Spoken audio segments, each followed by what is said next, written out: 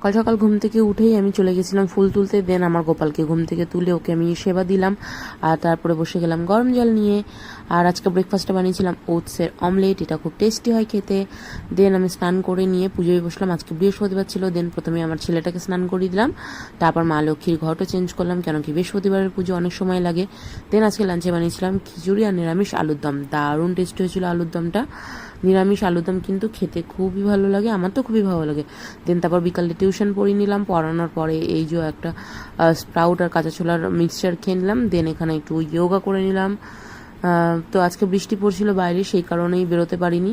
হাঁটতে যাই বিকেলবেলা করে আমি আর আমার হাজব্যান্ড, তো না বেরোতে পারার জন্য ঘরেই যোগা করছিলাম। আর রাতের ডিনারে বানিয়েছিলাম পরোটা আর আলুর দম, বাট এটা আমার না, আমি খেয়েছিলাম ওটসের রুটি আর আলুর দম। পরোটাটা আমার হাজব্যান্ডের জন্য বানিয়েছি, আমি পরোটা পছন্দ করি না, ইভেন আমি ময়দার কোনো কিছুই খাই না, আমি পছন্দও করি না। তো আজকের ব্লগটা এখানে শেষ করছি, দেখা হচ্ছে পরে ভিডিওতে। Tata, good night.